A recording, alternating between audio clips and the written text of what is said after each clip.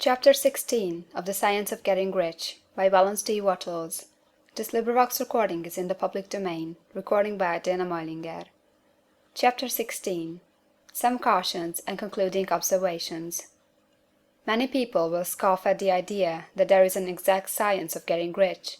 Holding the impression that the supply of wealth is limited, they will insist that social and governmental constitutions must be changed before even any considerable number of people can acquire a competence. But this is not true. It is true that existing governments keep the masses in poverty, but this is because the masses do not think and act in a certain way. If the masses begin to move forward as suggested in this book, neither governments nor industrial systems can check them. All systems must be modified to accommodate the forward movement.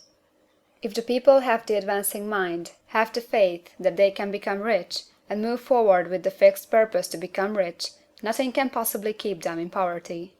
Individuals may enter upon the certain way at any time, and under any government, and make themselves rich, and when any considerable number of individuals do so under any government, they will cause the system to be so modified as to open the way for others.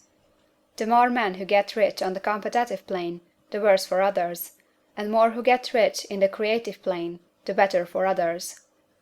The economic salvation of the masses can only be accomplished by getting a large number of people to practice the scientific method set down in this book, and become rich. These will show others the way, and inspire them with a desire for real life, with the faith that can be attained, and with the purpose to attain it. For the present, however, it is enough to know that neither the government under which you live nor the capitalistic or competitive system of industry can keep you from getting rich. When you enter upon the creative plane of thought, you will rise above all these things, and become a citizen of another kingdom. But remember that your thought must be held upon the creative plane. You are never for an instant to be betrayed into regarding the supply as limited, or into acting on the moral level of competition. Whenever you do fall into old ways of thought, correct yourself instantly. For when you are in the competitive mind, you have lost the cooperation of the mind of the whole. Do not spend any time in planning as to how you will meet possible emergencies in the future, except as the necessary policies may affect your actions today. You are concerned with doing today's work in a perfectly successful manner, and not with emergencies which may arise tomorrow. You can attend to them as they come. Do not concern yourself with questions as to how you shall surmount obstacles which may loom upon your business horizon, unless you see plainly that your course must be altered today in order to avoid them. No matter how tremendous an obstruction may appear at the distance, you will find that if you go in a certain way, it will disappear as you approach it, or that a way over, through, or around it will appear. No possible combination of circumstances can defeat a man or woman who is proceeding to get rich along strictly scientific lines. No man or woman who obeys the law can fail to get rich, any more than one can multiply 2 by 2 and fail to get 4. Give no anxious thought to possible disasters, obstacles, panics, or unfavorable combinations of circumstances. It is time enough to meet such things as they present themselves before you in the immediate present, and you will find that every difficulty carries with it the wherewithal for its overcoming. Guard your speech. Never speak of yourself, your affairs, or of anything else in a discouraged or discouraging way. Never admit the possibility of failure, or speak in a way that infers failure as a possibility. Never speak of the times as being hard, or of business conditions as being doubtful. Times may be hard and business doubtful for those who are on the competitive plane, but they can never be so for you. You can create what you want, and you are above fear. When others are having hard times and poor business, you will find your greatest opportunities.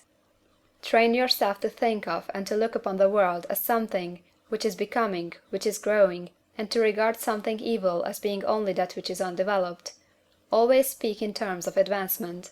To do otherwise is to deny your faith, and to deny your faith is to lose it. Never allow yourself to feel disappointed. You may expect to have a certain thing at a certain time, and not get it at that time, and this will appear to you like failure. But if you hold to your faith, you will find that the failure is only apparent. Go on in the certain way, and if you do not receive that thing, you will receive something so much better that you will see that the seeming failure was really a great success. A student in this science had set his mind on making a certain business combination which seemed to him at the time to be very desirable, and he worked for some weeks to bring it about. When the crucial time came, the thing failed in a perfectly inexplicable way. It was as if some unseen influence had been working secretly against him. He was not disappointed; on the contrary, he thanked God that his desire had been overruled, and went steadily on with a grateful mind. In a few weeks an opportunity so much better came his way that he would not have made the first deal on any account, and he saw that a mind which knew more than he knew had prevented him from losing the greater good by entangling himself with the lesser. That is the way every seeming failure will work out for you, if you keep your faith, hold to your purpose, have gratitude, and do, every day, all that can be done that day, doing each separate act in a successful manner. When you make a failure, it is because you have not asked for enough. Keep on, and a larger thing than you were asking will certainly come to you. Remember this. You will not fail because you lack the necessary talent to do what you wish to do. If you go on as I have directed, you will develop all that talent that is necessary for the doing of your work. It is not within the scope of this book to deal with the science of cultivating talent, but it is as certain and simple as the process of getting rich. However, do not hesitate or waver for fear when you come to any certain place you will fail for lack of ability. Keep right on, and when you come to that place the ability will be furnished for you. The same source of ability which enabled the untaught Lincoln to do the greatest work in government ever accomplished by a single man is open to you. You may draw upon all the mind there is for wisdom to use in meeting the responsibilities which are laid upon you. Go on in full faith. Study this book. Make it your constant companion until you have mastered all the ideas contained in it. While you are getting firmly established in this faith, you will do well to give up most recreations and pleasure, and to stay away from places where ideas conflicting with these are advanced in lectures or sermons. Do not read pessimistic or conflicting literature, or get into arguments upon the matter. Do very little reading, outside of the writers mentioned in the preface. Spend most of your leisure time in contemplating your vision, and in cultivating gratitude, and in reading this book. It contains all you need to know of the science of getting rich, and you will find all the essentials summed up in the following chapter. End of chapter 16.